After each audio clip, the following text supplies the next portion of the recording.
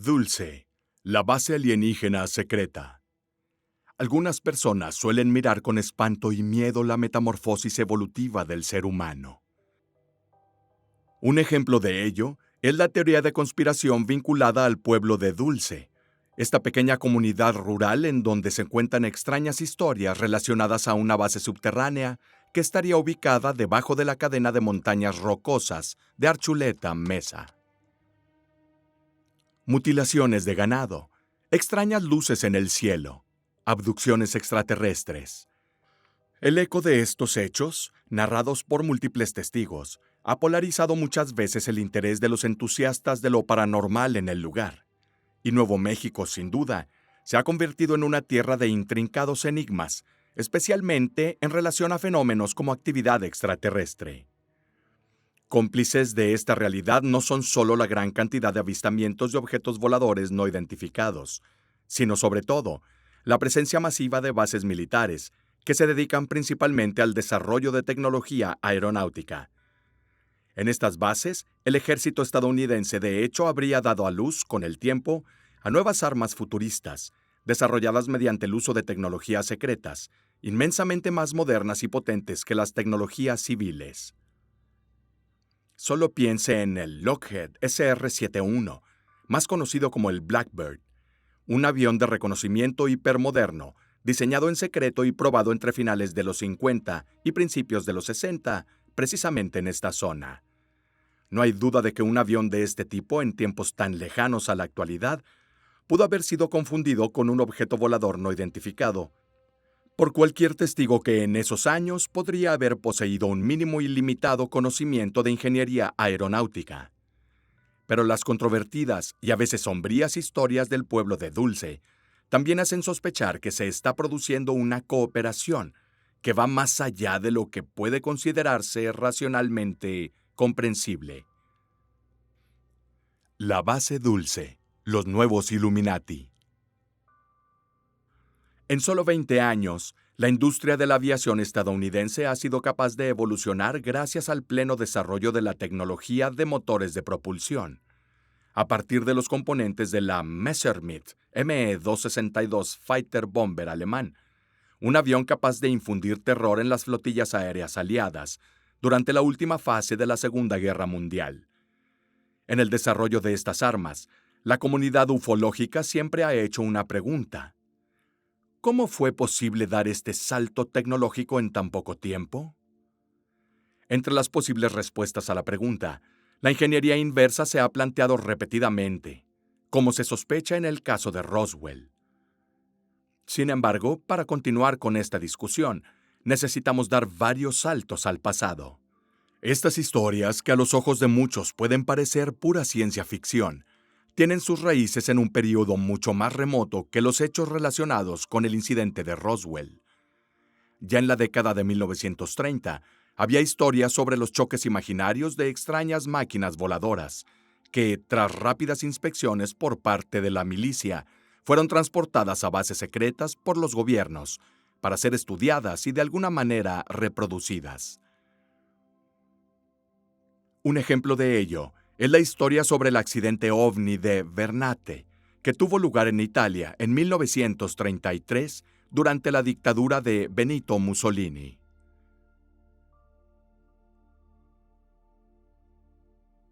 En la mañana del 13 de junio de 1933, un objeto volador no identificado apareció en el cielo sobre Lombardía, región del norte de Italia y centro productivo y económico de la nación. La aeronave se estrelló en un campo aislado cerca del pueblo pequeño de Vernate, en la provincia de Varese. Inmediatamente fue identificado por las autoridades de seguridad locales, que tomaron medidas enviando un equipo especial a la ubicación. El objeto en cuestión podría haber sido un nuevo prototipo de aeronave extranjera que circulaba sin autorización en los cielos de Italia. Sin embargo, cuando los hombres llegaron al lugar del accidente asombrados y perplejos, se encontraron frente a algo nunca antes visto. El avión no parecía haber sido producido con los conocimientos técnicos de la época. No tenía alas y estaba hecho de un material metálico, aparentemente una aleación, forjada a partir de una sola placa, completamente desprovista de tornillos, pernos o soldadura. Un detalle impactante dado que el objeto era del tamaño de un automóvil. A unos 10 metros se encontraron los cuerpos de dos humanoides, casi de 2 metros de altura, con piel blanca lechosa y cabello rubio espeso, criaturas que se veían más como los dioses de la mitología nórdica y no como figuras modernas de extraterrestres con cabezas grandes y tez gris. Según los rumores, los restos de la misteriosa aeronave fueron transportados por camiones hasta la planta Savoia Marchetti, una de las principales empresas aeronáuticas de la época. Sin embargo, no hay reporte acerca de dónde fueron transportados los dos extraterrestres. Incluso algunos ufólogos plantearon la hipótesis de que los cadáveres fueron sumergidos en tanques de formaldehído para preservarlos y luego fueron transportados a Roma para mostrarlos a Mussolini. Al ser informado Benito Mussolini de los hechos, ordenó mantener el máximo secreto sobre el incidente. Aunque el dictador no creía en absoluto en la naturaleza extraterrestre de ese incidente. Sin embargo, en los días posteriores al evento, nadie logró explicar la existencia de tal tecnología, y Mussolini luego autorizó investigaciones en el avión a ser conducidas por el gabinete RS-33 de Obra, la policía secreta de la Italia fascista. Se dio la coordinación del gabinete RS-33 a Guglielmo Marconi, Premio Nobel de Física, gracias a la invención del telégrafo inalámbrico y por sus estudios sobre las ondas de radio, que en los años venideros conducirían a la invención y producción de radios y televisiones. Más tarde, Marconi se unió a otros dos físicos, Enrico Fermi, el inventor del primer reactor nuclear, y Ettore Majorana, un joven genio de la física que desapareció misteriosamente en 1938, a la temprana edad de 32 años. Durante la Segunda Guerra Mundial, los archivos relacionados con la investigación hecha por el gabinete RS-33 también habría sido accesible a las autoridades alemanas. A partir de esos documentos se inició el desarrollo de Vergelstungswaffen, armas experimentales secretas, incluido el avión V-7, muy similar a los platillos voladores, así como el legendario Die Glocke, un dispositivo de armadura en forma de campana que se movía por el aire sin el uso de propulsores, pero con el uso de campos magnéticos. Finalmente, al final de la guerra, los Estados Unidos y la Unión Soviética habrían entrado en posesión de toda la documentación de estos propulsores no convencionales basados en ingeniería inversa. Es decir, el análisis que se realiza a partir de la descomposición o desmontaje de un artefacto u objeto y cómo se encuentra. El gabinete a cuyas reuniones asistieron senadores y científicos fue la versión italiana del Majestic 12, la organización secreta estadounidense que se habría creado en 1947 para investigar el incidente Roswell. Al final de la Segunda Guerra Mundial, el ovni de Varese fue hecho desaparecer, y según algunos partidarios de las teorías al respecto, también puede haber sido transportado a una base secreta del gobierno estadounidense, quizás justo a la ya muy famosa Área 51. Pero así como se sospecha que una base existente real puede poseer artefactos extraterrestres, también se cree que lugares aparentemente pacíficos sin bases militares los poseen bajo tierra. La existencia de la base Dulce, de hecho, es solo una suposición, pero sigue siendo objeto de interés hoy. No hay documentos, fotografías o citas sobre el sitio del ejército de los Estados Unidos. Pero según algunos ufólogos, la base sería un centro militar secreto para el estudio de especies alienígenas, nuevos aviones furtivos y armas innovadoras. Conectado a través de un túnel principal a la base militar de Los Álamos, un punto desde el cual muchas otras raíces subterráneas se abrirían camino, con el objetivo de conectar muchas instalaciones secretas en territorio norteamericano. Esta inmensa estructura tendría el propósito de ocultar nuestra cooperación entre los Estados Unidos y algunas especies extraterrestres en nuestro planeta. Por lo tanto, habría una cooperación militar extraterrestre de la que Estados Unidos derivaría una ventaja rentable en el campo tecnológico y médico. A la luz de estas hipótesis, se teorizó entonces que en Dulce, en 1966, se estipuló un pacto entre los generales de la Fuerza Aérea de los Estados Unidos y los contingentes extraterrestres. Este supuesto pacto, llamado Ley Platón, estaría de alguna manera ligado al aumento de los casos de mutilación animal en Nuevo México y presuntos secuestros extraterrestres en Estados Unidos. Dulce es un pequeño pueblo nacido a finales del siglo XIX, cuando el gobierno de Estados Unidos ordenó a los apaches que se asentaran en esos parajes naturales, que luego se convertiría en parte de la Reserva Jicarilla. Sus pocos habitantes vivieron en paz durante muchos años. Si bien la región siempre había estado sujeta a fenómenos inexplicables y característicos, como los continuos avistamientos de luces en el cielo nocturno y las leyendas indígenas sobre seres extraños que deambulaban por la mesa. Durante 100 años y más, estas historias se mantuvieron solo como simples cuentos de campamento, perfectos para pasar una noche alrededor del fuego y saltar de miedo al menor susurro del viento.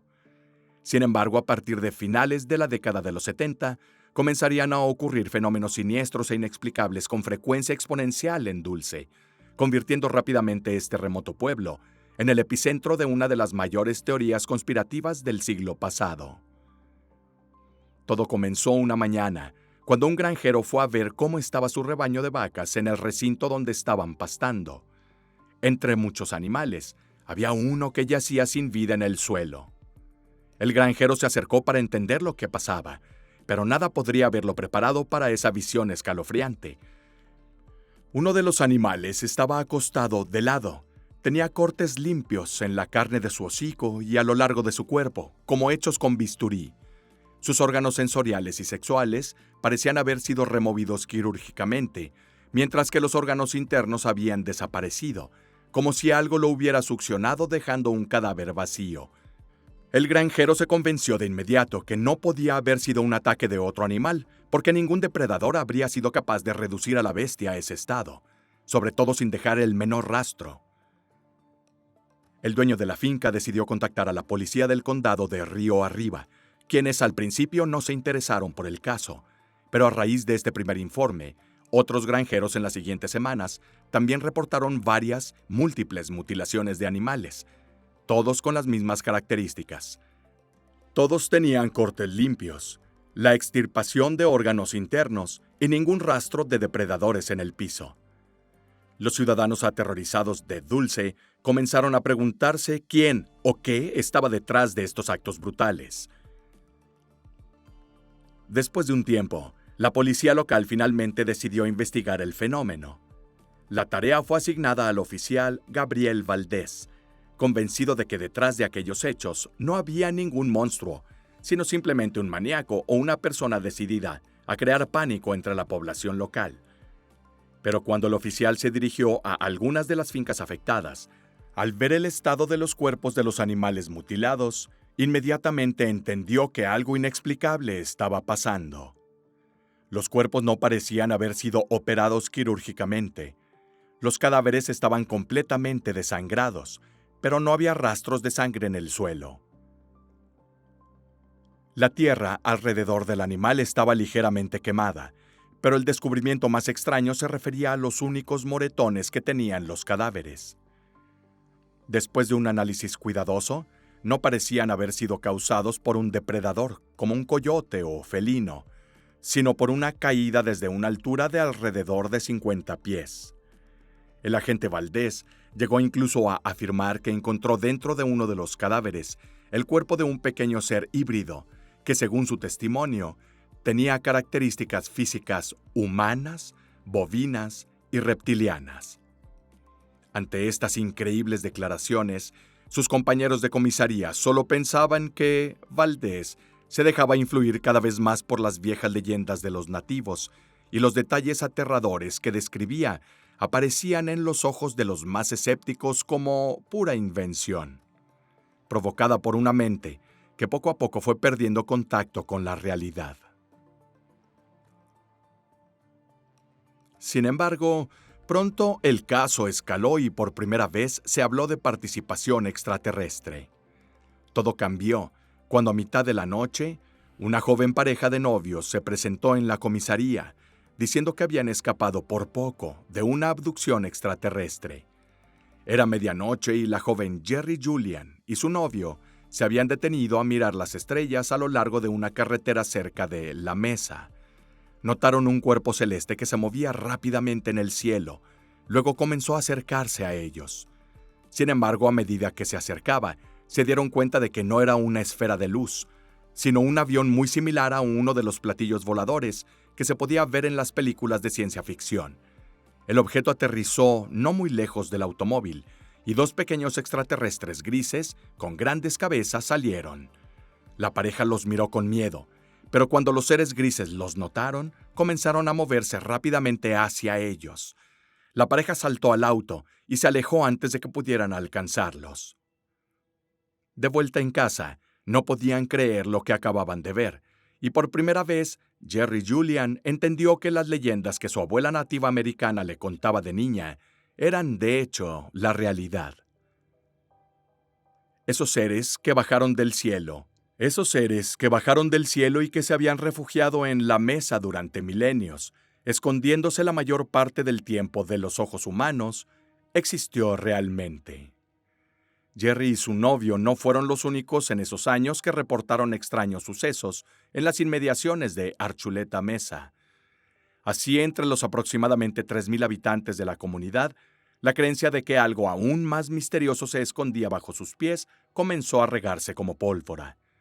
Muchos llegaron a declarar que habían escuchado ruidos metálicos provenientes del subsuelo, como si máquinas gigantes estuvieran trabajando, causando fuertes terremotos como temblores en el suelo cuando se activaban.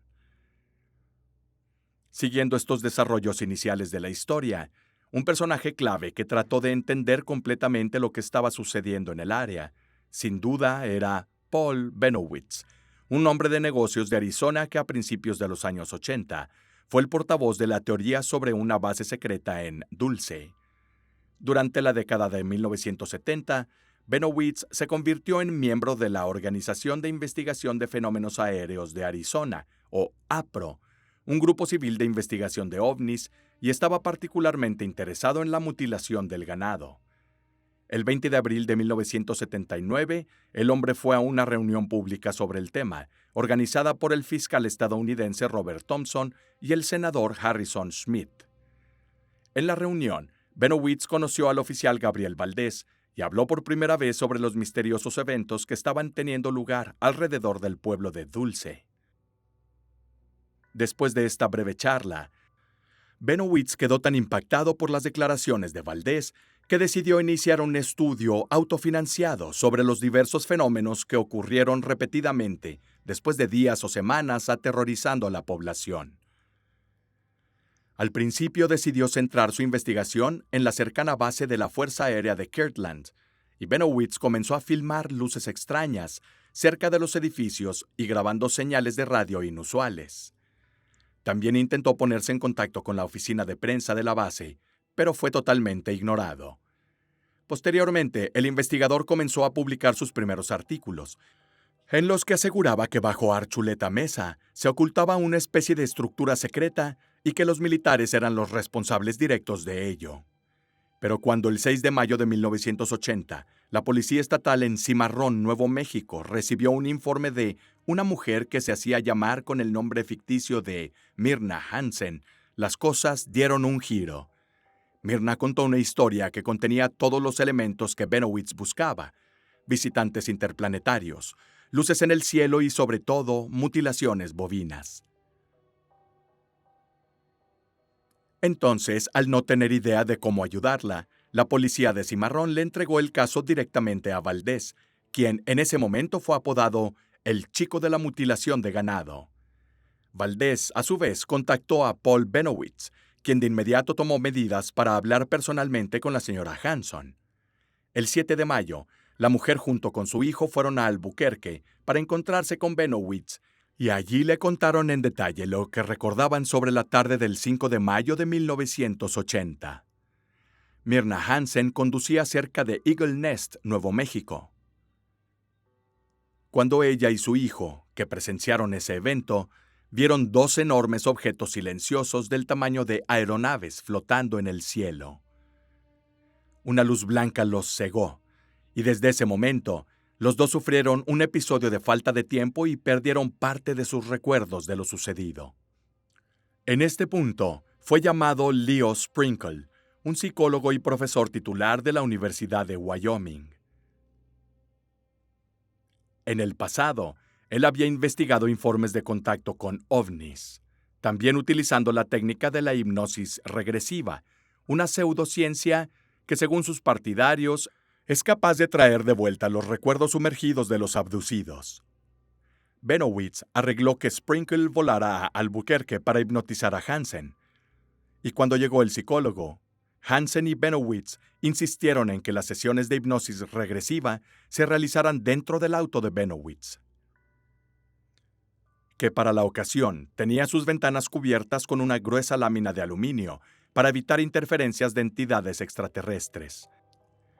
Durante la sesión, la mujer relató recordar el momento en que una de las reses de las granjas circundantes fue absorbida por un rayo tractor, emitido por una nave espacial, que después también le sucedió a ella y a su hijo. En posteriores sesiones de hipnosis, Myrna informó detalles cada vez más impactantes sobre su secuestro. El escepticismo de los colegas de Benowitz comenzó a decaer. Quizá la teoría sobre la base podría ser correcta. Myrna recordó haber sido llevada a un calabozo, donde había grandes tanques, flotaban partes de cuerpos humanos y animales en un líquido viscoso. A partir de esto, el cuento se desarrolló aún más. La mujer habló de seres híbridos, mitad hombres y mitad alienígenas. Ellos residían dentro de estos grandes tanques, como si alguien estuviera tratando de llevar a cabo experimentos biogenéticos con una técnica extremadamente avanzada. Las supuestas cuentas acumuladas en estas sesiones de regresión formaron luego los cimientos mismos para la leyenda de la base secreta de Dulce. La curiosidad que surgió por las historias de la mujer llevó a Benowitz a viajar varias veces al pueblo y a las montañas Archuleta Mesa, incluso volando sobre la meseta con su avión privado, tomando innumerables fotos. En estos vuelos, el empresario de Phoenix dijo haber encontrado irrefutable evidencia de la existencia de grandes cuevas, meticulosamente excavadas en la roca, incluso si no estuvieran conectadas de ninguna manera a carreteras por las que pudieran circular vehículos de ruedas. Sin embargo, las fotos nunca se publicaron, y este hecho, sumado a las extraordinarias afirmaciones del hombre, solo sirvió para desacreditar aún más la veracidad de la existencia de las bases en vez de confirmarlas. Benowitz estaba tan seguro de que el gobierno escondía algo allí abajo, que en 1981 escribió una carta al senador Pete Domenici, hablando por primera vez de una supuesta guerra entre extraterrestres y ejército, ahora conocida como la Guerra Dulce. Aquí está la transcripción de la carta. Hasta la fecha, como se ha señalado, no he tenido noticias suyas y por lo tanto asumo con todas sus nuevas funciones que está muy ocupado y simplemente no ha tenido tiempo. Los hechos que le di al capitán Harry son simples y directos. De la siguiente manera: 1. Sabía la ubicación de las bases alienígenas en el norte de Nuevo México, en el centro de la reserva Apache Jicorija, 4 millas y media al noroeste de Dulce. 2. Sé que alguien en el ejército hizo un trato con extraterrestres hace varios años, dando a los indios tierra, ganado, etc., y una aparente garantía de seguridad para los extraterrestres, a cambio de una tecnología en forma de una nave de propulsión atómica, al mismo tiempo estableciendo una extensa base estadounidense para probar la nave. 3. En algún momento, a finales del 79 y principios del 80, se produjo una discusión sobre las armas y el abandono militar, siendo la circunstancia final de los hombres desconocida. 4. Que tenía muy alta resolución oficial de la NASA, fotos infrarrojas en color. U2. Además de fotos de bajo nivel y de tierra que muestran la base en total detalle, fotos obtenidas legítimamente a través de la UNM, Universidad de Nuevo México. 5. La nave diseñada por el comercio está más de 30 años detrás de la tecnología alienígena. 6. Le informé al capitán Harris que conocía a dos mujeres y un niño cerca de Austin, Texas, que estuvieron severamente expuestos a la radiación de cerca distancia de la nave y que fue vista venir hacia el oeste con helicópteros sin identificación y que el gobierno estaba pagando secretamente los gastos de hospital. También me preocupa mucho que el presidente no haya sido totalmente informado de la situación y le he enviado una copia. Carta de presentación adjunta para su registro. Espero que valore este valioso reporte y con el tiempo se ponga en contacto conmigo. Poco después de hacer pública la carta, Paul Bennowitz abandonó la escena por problemas de salud. Su familia informa que el empresario sufrió una severa crisis nerviosa y en 1988, tras el empeoramiento de su condición, fue hospitalizado en una sala de psiquiatría. Con el tiempo, muchos académicos y periodistas tomaron esta historia como mero disparate sensacionalista, y en todo caso, respecto al presunto secuestro de Myrna Hansen y sus enormes rarezas, solo se tomaron en consideración las palabras del hijo de Valdés, quien fue entrevistado unos años después sobre lo sucedido. Declaró lo siguiente: es una posibilidad que la historia de Myrna Hansen también fuera parte de la campaña de desinformación. Me arriesgaré aquí y diré que la historia de Myrna Hansen fue un engaño bien orquestado por un hecho muy importante: los aparatos de escucha encontrados en la casa de mi papá. El gobierno escuchó todas las conversaciones por teléfono entre mi papá y Bennowitz, por lo que tal engaño sería relativamente fácil de lograr. Myrna Hansen entró en escena en mayo de 1980 y la Fuerza Aérea ni siquiera reconoció el contacto con Paul hasta noviembre de 1980. Aunque esta evidencia apenas puede ser vista como circunstancial, explicaría muchas cosas, y cómo y por qué ocurrieron durante la década de 1980, según lo que sabemos actualmente. Además, gracias a la información, el interés en la base secreta de Dulce se desvaneció lentamente, al menos hasta mediados de los 90, cuando llegaron dos personajes adelantados, hablando en primera persona sobre lo que habían visto dentro del complejo secreto. El primero en hacerlo público fue Thomas Costello, un ex empleado de la Fuerza Aérea de Estados Unidos. Costello dijo que era fotógrafo en la base de la Fuerza Aérea Nellis, en Nevada, antes de ser transferido a la Fuerza Aérea en Dulce, a principios de 1970, donde se le asignó la gestión de la enorme vigilancia del sistema de la estructura subterránea. En las entrevistas que Thomas publicó, afirmó que la base había sido construida por el ejército, pero que tanto humanos como formas de vida extraterrestres operaban dentro de ella. La estructura, compuesta de 7 niveles, tenía áreas prohibidas en los pisos inferiores, en donde militares tenían estrictamente prohibido bajar. Allá abajo, las criaturas extraterrestres realizaban pruebas genéticas en conejillos de indias y humanos con el objetivo de dar vida a criaturas híbridas. Un verdadero infierno en la Tierra, que el gobierno de los Estados Unidos sabía que existía pero no pudo detener.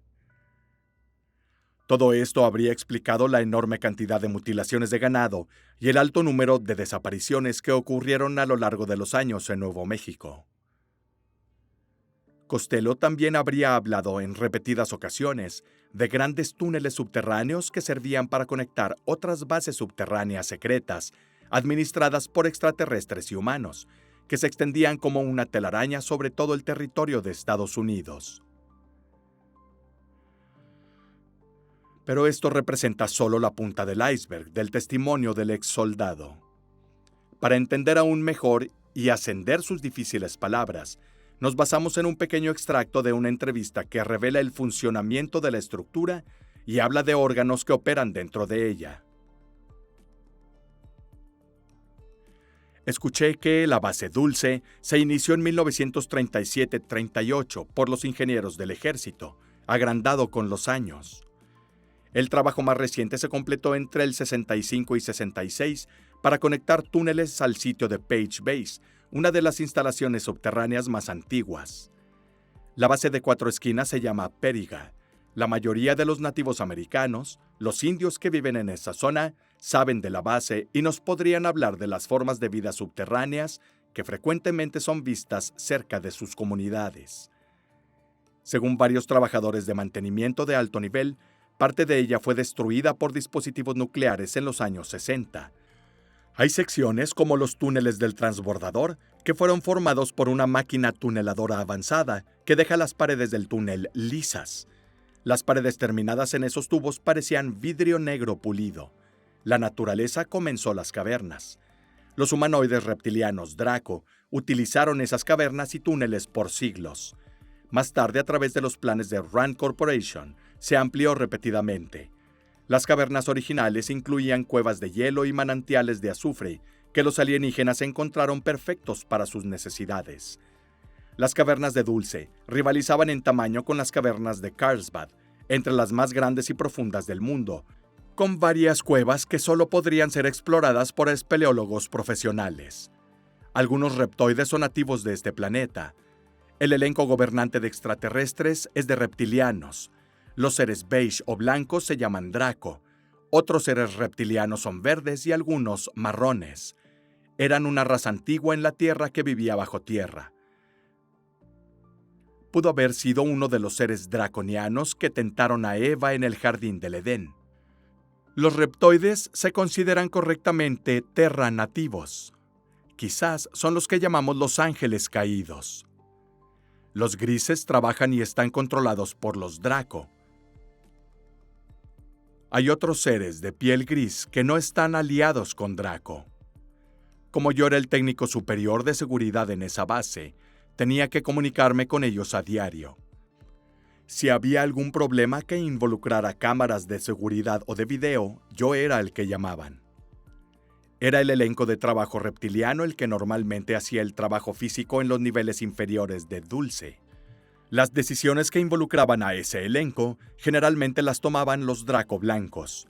Cuando los trabajadores humanos causaron problemas al elenco de trabajo, los reptoides fueron al jefe draconiano blanco y el Draco me llamó. A veces se sentía como si fuera un problema sin fin. Cuando era necesario, la intervención se convertía en una herramienta vital. El mayor problema eran los trabajadores humanos, que deambulaban tontamente cerca de las áreas prohibidas de la sección Alien. Supongo que la naturaleza humana es ser curioso y preguntarse qué hay más allá de las barreras. Con mucha frecuencia alguien encontraba una forma de sortear las barreras y husmear. Las cámaras cerca de la entrada generalmente los detenían antes de meterse en problemas. A veces tuve que solicitar formalmente el regreso de un trabajador humano.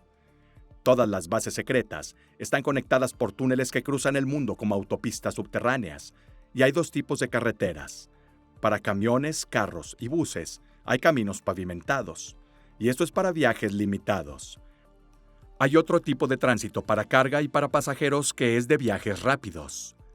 Esa red mundial se llama el Sistema Subglobal. Tiene puntos de control en la entrada de cada país. Hay grandes tubos que disparan a los trenes a velocidades increíbles, utilizando un método de levitación magnética y vacío. Viajan a una velocidad que supera la del sonido. Con frecuencia, las entradas se camuflan como canteras de arena u operaciones mineras. Otros portales complejos se encuentran en bases militares. Nuevo México y Arizona tienen la mayor cantidad de entradas, seguidas por California, Montana, Idaho, Colorado, Pensilvania, Kansas, Arkansas y Missouri. De todos los estados, Florida y Dakota del Norte tienen la menor cantidad de entradas. Wyoming tiene una carretera que se abre directamente a la autopista subterránea.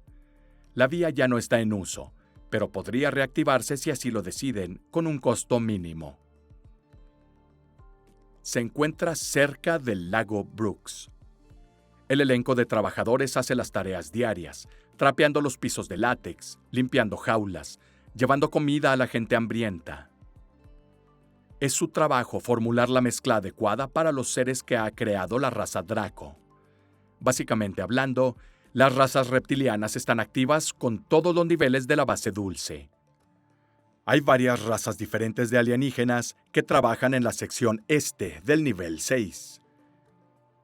Esa sección se llama comúnmente la sección alienígena. Los Draco son los maestros indiscutibles del quinto, sexto y séptimo nivel. Los humanos son los segundos al mando en esos niveles. Tuve que discutir con un gran jefe draconiano, con frecuencia. Su nombre es difícil de verbalizar. Kashag Fast. Usualmente lo llamaba Cash y él lo odiaba. Los líderes draconianos son muy formales cuando hablan con la raza humana. Estos seres antiguos nos consideran una raza inferior. Cash me llamó líder Castello, pero lo usó de manera sarcástica. Sin embargo, el elenco de trabajadores es lo suficientemente amigable, siempre que les permita hablar primero.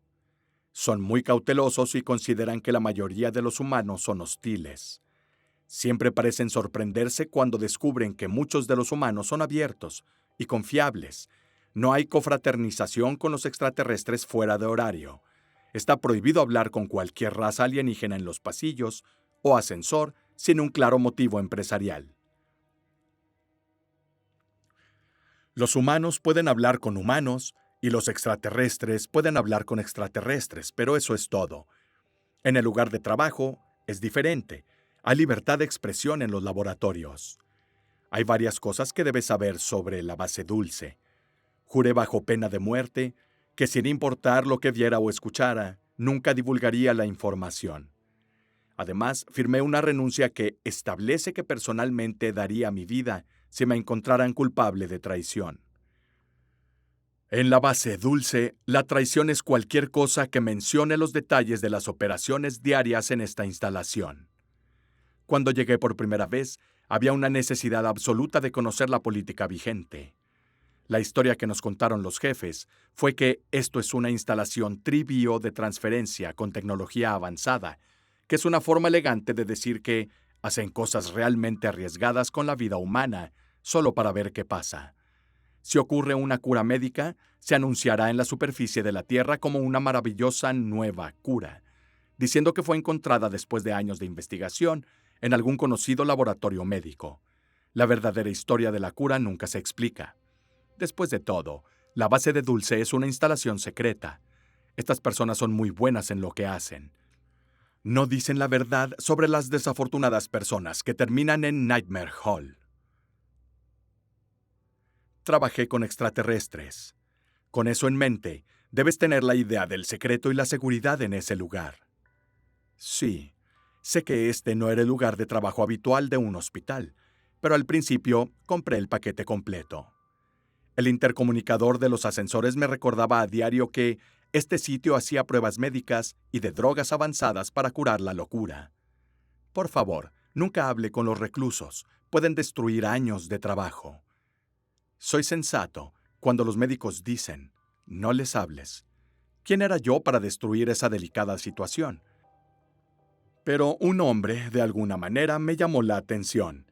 Dijo repetidamente que él era George S. y que había sido secuestrado. Estaba seguro de que alguien lo buscaba.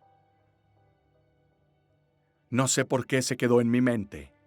Descubrí que estaba recordando su rostro, pensando que seguro no parecía ni sonaba loco. Convencí a un amigo mío, un policía, para que investigara al tipo, diciéndole que debía encontrarlo y tenía curiosidad. No mencioné la base en absoluto. Fue una sensación repugnante cuando la computadora confirmó que George S. estaba desaparecido. Lo que es peor, que los policías pensaron que era solo otro tipo que se cansó de la rutina diaria y se fue. Ese fue el comienzo. ¿Yo soy el que hizo sonar el silbato? No. El lunes siguiente busqué a George, pero ya no estaba. No había registros que explicaran lo que le sucedió. Fue otro oficial de seguridad que vino a mí diciendo que él y algunos trabajadores del laboratorio querían una reunión conmigo fuera de servicio. La curiosidad me invadió y dije, está bien. Esa noche aparecieron unos 9 hombres. Dijeron que sabían que se estaban arriesgando a que los entregara, pero que querían mostrarme algunas cosas que debería ver. Uno por uno, me mostraron registros que probaban que muchos reclusos estaban desaparecidos. Había recortes de periódicos e incluso fotos que habían introducido de contrabando en la base. Pude ver el miedo en sus rostros mientras hablaban. Un hombre dijo que preferiría perder la vida por intentarlo que perder el alma por no hacer nada en absoluto.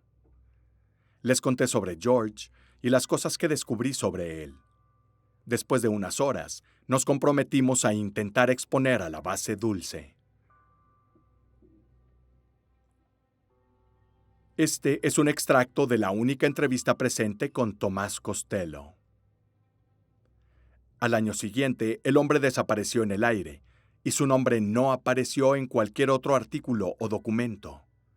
Además de estas palabras, no se reportó ninguna otra evidencia tangible para determinar la veracidad de sus afirmaciones, tan así que muchos hoy creen que la figura de Tomás Costello forma parte de un engaño, ingeniosamente creado para alimentar la especulación sobre las teorías.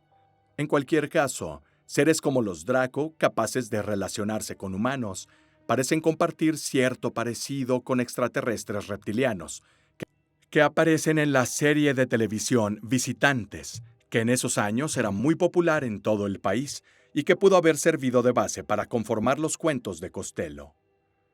Pronto, sin embargo, otro hombre entraría en escena, trayendo consigo igualmente intrincadas y siniestras teorías. Obviamente estamos hablando de Phil Schneider.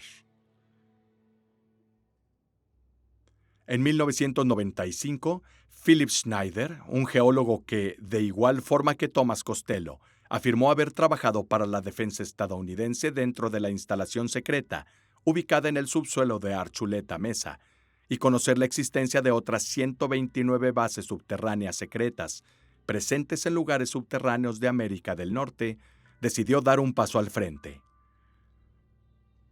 Durante 1995, Schneider realizó innumerables conferencias en varias ciudades de Estados Unidos, relatando en detalle su experiencia directa y advirtiendo a los presentes de una gran conspiración que el gobierno federal había perseguido desde 1954.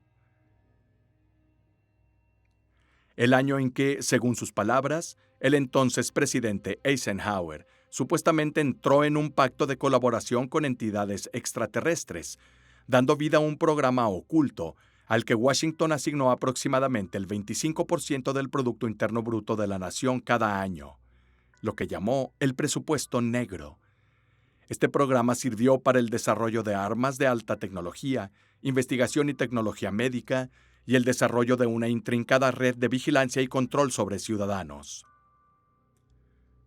Phil no tuvo una vida fácil. Sufría de múltiples problemas como dolor de espalda crónico, osteoporosis y esclerosis múltiple. De vez en cuando tenía que usar muletas, aparatos ortopédicos para todo el cuerpo, una bolsa de orina, catéter, pañales y una silla de ruedas. Le faltaban 2 dedos de la mano izquierda y tenía una cicatriz que le bajaba desde la parte superior de la garganta hasta justo debajo de su ombligo, y otra cicatriz corría de lado a lado debajo de las costillas. Aún estos enormes obstáculos no le impidieron llevar a cabo su misión. Schneider solía comenzar sus conferencias especificando que también conocía él mismo el peligro que se cernía sobre él y su familia al exponer y divulgar esta difícil información, y que muchos de sus colegas que tenían la intención de hablar habían sido asesinados. Sus muertes se hicieron pasar por suicidios. No obstante, insistió en que amaba demasiado a su país como para permanecer en silencio, y estaba dispuesto a aceptar su destino porque en su corazón sintió que tenía que decirle a la gente lo que estaban haciendo los militares. Luego de esta aclaración, el hombre comenzó a contar su vida y las diferentes experiencias que ganó a lo largo de años de servicio, llegando incluso a hablar de un presunto tiroteo entre humanos y extraterrestres, que tuvo lugar durante las excavaciones en el subsuelo de Archuleta Mesa. Excavaciones que supervisó Schneider y en las que obtuvo todas las cicatrices de su cuerpo. En cuanto a la guerra de Dulce, Schneider sostuvo que en agosto de 1979, durante la ampliación de la base, las obras habían comenzado a sufrir retrasos por problemas relacionados con la perforación de una capa de roca. La estructura fue excavada debajo de la esquina suroeste de Archuleta Mesa, donde el terreno de los estudios realizados fue muy fácil de perforar. Pero, inexplicablemente, cada vez que el equipo de perforación intentaba ir más allá de cierta profundidad, fueron testigos de que la maquinaria se apagó sin motivo aparente. En un esfuerzo por entender qué sucedía, Schneider y un guardaespaldas de los Boinas Verdes decidieron descender con una grúa hasta el pozo de perforación. Descendieron unas decenas de metros hasta llegar a una cueva. Inmediatamente notaron que esta cueva no era como las otras, de origen natural. Las paredes eran extrañamente lisas. Schneider supo de inmediato que alguien lo había excavado antes, pero quién había sido era un completo misterio para él y su colega. Había un hedor amargo y antinatural en el aire, ya que la operación de perforación había permitido que los gases antiguos escaparan del vacío de abajo, junto con un misterioso residuo de sebo. Fue en ese momento cuando una figura gris alta y esbelta salió de la oscuridad, sosteniendo lo que parecía ser un arma en sus manos. Absolutamente aterrado por lo sobrenatural e intimidante aspecto de esta criatura, Schneider instintivamente agarró su rifle para disparar. Los tiros impactaron contra la criatura, hiriéndolo mortalmente, pero lo peor no había pasado, y sin la menor advertencia, 2 alienígenas más surgieron de la oscuridad detrás de ellos. Retrocediendo hasta la grúa y disparando salvajemente, Schneider nuevamente logró darle a otro de los 2 grises, solo para que el otro usara su arma contra él en represalia. Schneider fue instantáneamente consumido por una misteriosa luz azul y sintió una gran sacudida de electricidad explotar a través de su cuerpo, dejándolo inconsciente en el suelo. Cuando volvió en sí, se encontró en los brazos de un par de sus compañeros. Decenas de boinas verdes llegaron a lo que pronto sería un verdadero tiroteo con las entidades extraterrestres dentro de la cueva. A su regreso a la superficie, Schneider fue examinado de urgencia por médicos, quienes encontraron graves daños en la mano y el pie izquierdos. Fue como si un rayo muy poderoso hubiera atravesado al hombre, quemándolo por dentro y obligándolo a optar por una amputación inmediata de las extremidades. Después del incidente, Schneider afirmó que fue eliminado del proyecto secreto, pero que sabía por fuentes fidedignas que a pesar de la guerra de Dulce, la expansión de la base secreta pudo continuar sin cesar. Como habrán comprendido, es importante precisar cómo Philipp Schneider es un testigo controvertido. Muchas de sus teorías sobre la conspiración extraterrestre tienden a exagerar y a menudo estaban contaminadas por sus puntos de vista personales, políticos y religiosos.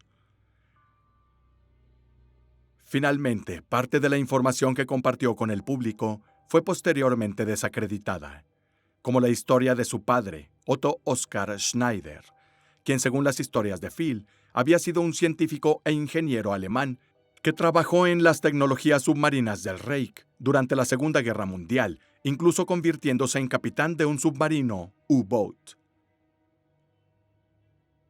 Sin embargo, según los registros de la Oficina de Nacimientos de California, Otto Oskar nació en 1906 en la ciudad de San Francisco, y por lo tanto, no pudo tener conexión alguna con Alemania y en consecuencia el programa U-Boat.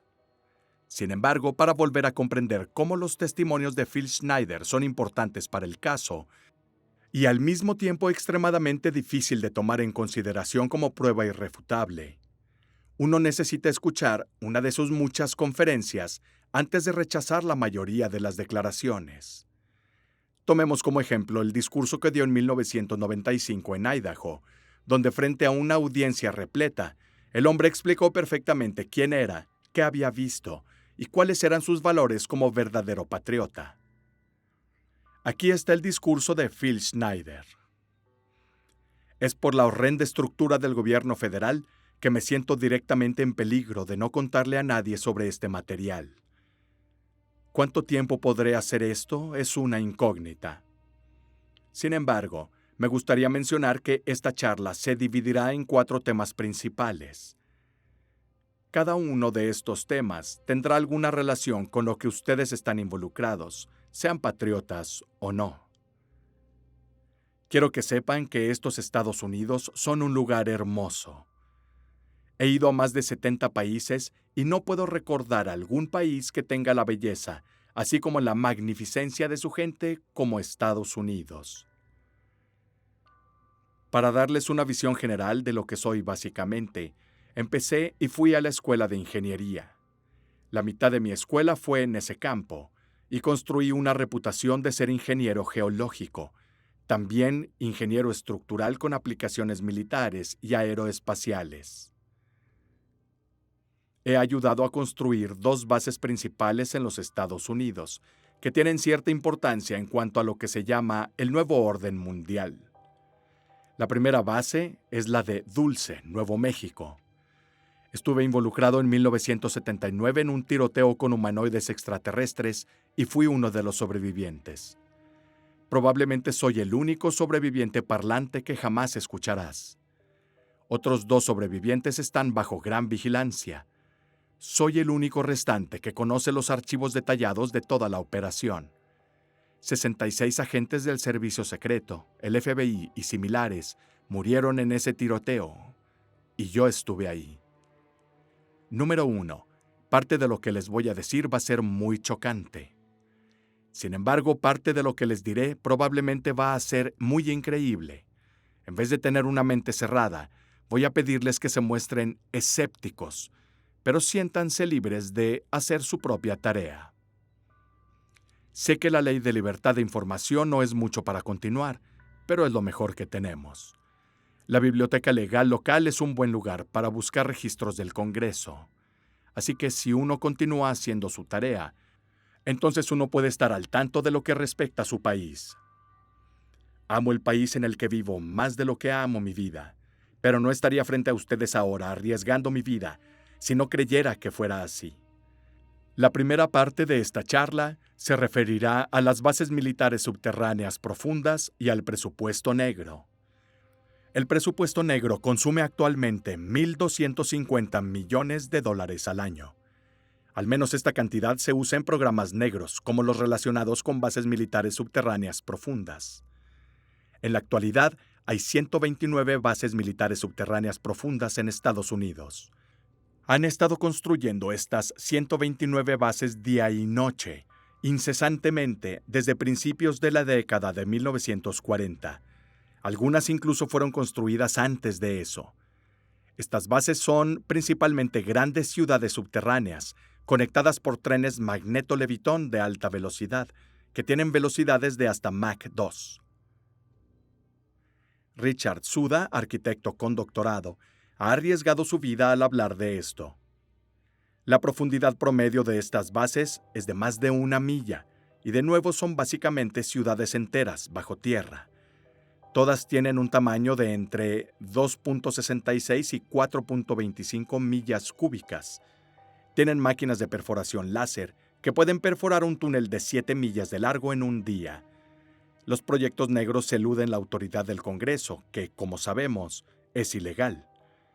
En este momento, el nuevo orden mundial está dependiendo de estas bases. Si lo hubiera sabido en ese momento, no lo habría hecho. Me mintieron extensamente. Por cada año que transcurre, la tecnología militar aumenta unos 44 años y medio. Es por esto que es fácil entender que allá por 1943 fueron capaces de crear a través del uso de tecnología de tubos de vacío una nave que literalmente podría desaparecer de un lugar y aparecer en otro. Mi padre, Otto Oskar Schneider, luchó en ambos lados de la guerra. Originalmente era capitán de un submarino y fue capturado y repatriado en los Estados Unidos. Estuvo vinculado con diferentes tipos de asuntos, tales como la bomba A, la bomba H y el experimento Filadelfia. Inventó una cámara de alta velocidad que tomó fotografías de las primeras pruebas atómicas en la isla Bikini, el 12 de julio de 1946. Tengo fotografías originales de esa prueba, y las fotos también muestran ovnis que huyen del lugar de la bomba a gran velocidad. La isla Bikini en ese momento estaba infestada de ellos, especialmente bajo el agua, y los nativos tenían problemas con sus animales que eran mutilados, como los de la población de Dulce en los años 70 y 80. En ese tiempo, el general MacArthur sintió que la próxima guerra sería con extraterrestres de otros mundos. De todos modos, mi padre sentó las bases con los teóricos sobre el experimento Filadelfia, así como otros experimentos más. ¿Qué tiene eso que ver conmigo? Nada. más que el hecho de que él era mi padre. No estoy de acuerdo con lo que hizo del otro lado, pero creo que tuvo muchas agallas para venir aquí. Era odiado en Alemania. Había una recompensa de 1.000.000 en oro a cualquiera que lo matara. Obviamente, no lo consiguieron. De todos modos, volvamos a nuestro tema, bases subterráneas profundas. En 1954, bajo la administración de Eisenhower, el gobierno federal decidió eludir la Constitución de los Estados Unidos y formar un tratado con entidades extranjeras. Se llamó el Tratado Greada de 1954, que básicamente hizo el acuerdo de que los extraterrestres involucrados podrían tomar algunas vacas y probar sus técnicas de implantación en algunos seres humanos, pero que debían dar detalles sobre las personas involucradas. Lentamente, los alienígenas cambiaron el trato hasta que decidieron que no lo cumplirían en absoluto. En 1979, esta era la realidad y ocurrió el tiroteo en Dulce por accidente. Participé en la construcción de una adición a la base militar subterránea profunda en Dulce, que es probablemente la base más profunda. Baja 7 niveles y más de 2,5 millas de profundidad.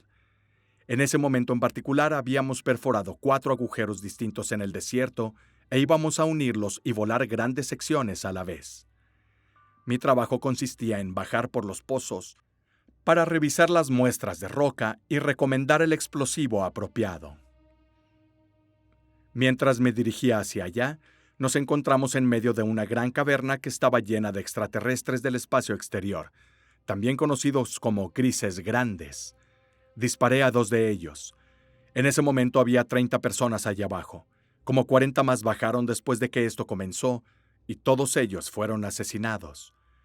Habíamos sorprendido a toda una base subterránea de extraterrestres existentes.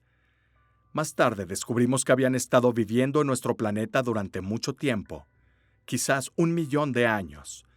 Esto podría explicar mucho lo que hay detrás de la teoría de los antiguos astronautas. De todos modos, me dispararon en el pecho con sus armas, que eran como cajas azules en su cuerpo, que me hicieron un agujero y me dieron una desagradable dosis de radiación de cobalto. He tenido cáncer por eso. No me interesé realmente en la tecnología ovni hasta que empecé a trabajar en el Área 51 al norte de Las Vegas. Después de unos 2 años recuperándome del incidente de 1979, volví a trabajar para Morrison y Knudson y otras empresas. En el Área 51 estaban probando todo tipo de naves espaciales peculiares. ¿Cuántas personas aquí están familiarizadas con la historia de Bob Lazar? Era un físico que trabajaba en el Área 51, tratando de descifrar el factor de propulsión en algunas de esas aeronaves. Estoy muy preocupado por la actividad del gobierno federal. Han mentido al público, han bloqueado a los senadores y se ha negado a decir la verdad en temas extraterrestres. Puedo seguir y seguir. Puedo decirte que estoy bastante descontento. Recientemente conocí a alguien que vivía cerca de donde yo vivía en Portland, Oregon. Trabajó en Gunderson Steel Fabrication, donde fabrican vagones de ferrocarril. Ahora, conocí a este tipo durante la mayor parte de los 30 años, y era más bien un tipo tranquilo. Vino a verme un día emocionado. Dijo que estaban construyendo carros de prisioneros. Él estaba nervioso. Gunderson, dijo, tenía un contrato con el gobierno federal para construir 107.200 vagones de ferrocarril de longitud completa, cada uno con 143 pares de grilletes. Hay 11 subcontratistas en este proyecto gigante. Supuestamente, Gunderson obtuvo más de 2 millones por el contrato. Otros equipos de acero están involucrados. Me mostró uno de los vagones en los patios ferroviarios en el norte de Portland. Estaba en lo correcto. Si multiplicas 107.200 por 143 por 11, resulta en unos 15 millones. Esta es probablemente la cantidad de personas que no están de acuerdo con el gobierno federal. Ya no puedes votar a ninguna de estas personas para que dejen el cargo.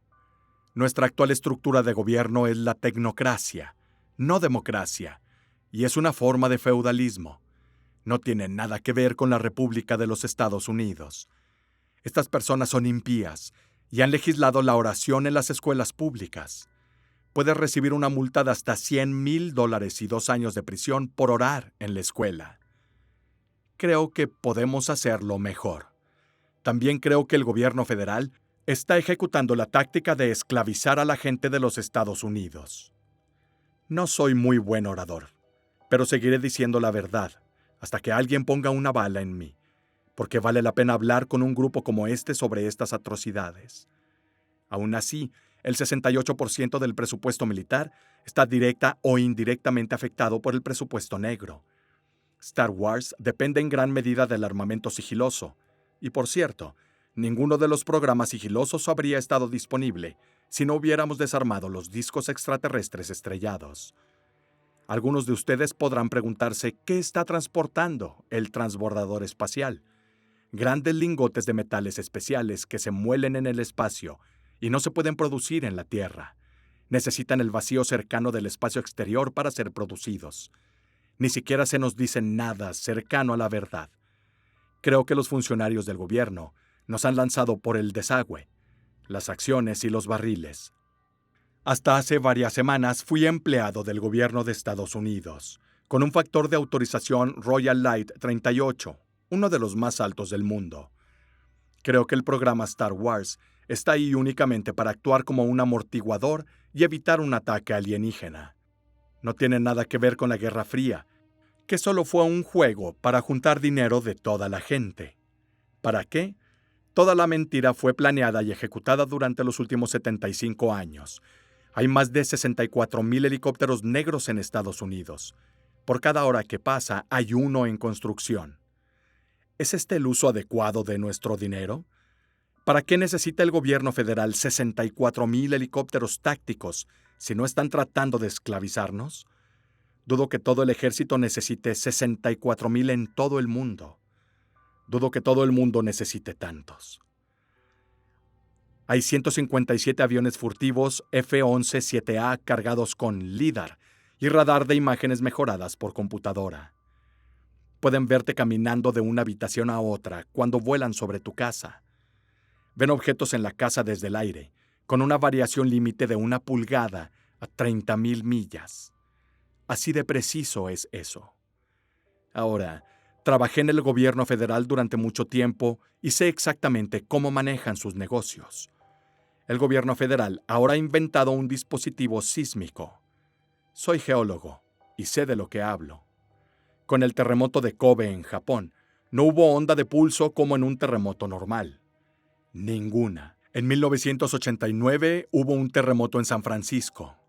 Y tampoco hubo una onda de pulso con ese. Es un dispositivo de Tesla que se está utilizando para propósitos malvados. Los programas de presupuesto negro han subvertido la ciencia tal como la conocemos. Miren el SIDA, inventado por el Laboratorio Nacional de Ordenanzas en Chicago, Illinois, en 1972. Era un arma biológica para ser utilizada contra el pueblo de Estados Unidos. La razón por la que sé esto es que he visto la documentación de la Oficina de Servicios Estratégicos, que por cierto sigue en funcionamiento hasta el día de hoy a través del CDC en Atlanta. Utilizaron las secreciones glandulares de animales, humanos y humanoides alienígenas para crear el virus. Estos humanoides alienígenas con los que el gobierno se codea son las peores noticias. No hay absolutamente defensa alguna contra sus gérmenes. Ninguna. Son un arma biológica de terribles consecuencias. Cada extraterrestre en el planeta necesita ser aislado. Saddam Hussein mató a 3,5 millones de kurdos con un arma biológica similar. ¿Nosotros, la gente de este planeta, merecemos esto? No, claro que no, pero no estamos haciendo nada al respecto. Cada momento que desperdiciamos estamos perjudicando a otras personas en el planeta. Ahora mismo me estoy muriendo de cáncer que contraje por mi trabajo para el gobierno federal. Podría vivir 6 meses, y puede que no. Les diré una cosa, si sigo hablando como lo hago, tal vez Dios me dará la vida para hablar hasta la saciedad. Romperé todas las leyes que sean necesarias para hablar hasta la saciedad. 11 de mis mejores amigos en los últimos 22 años han sido asesinados. 8 de los asesinatos fueron llamados suicidios. Antes de hablar a Las Vegas, llevé a un amigo a Joshua Tree, cerca de 29 Palms. Conduje hacia las montañas para llegar a Needles, California, y me seguían 2 camionetas del gobierno, cada una con un par de ocupantes. Uno de ellos tenía una Uzi. Sabía exactamente quiénes eran.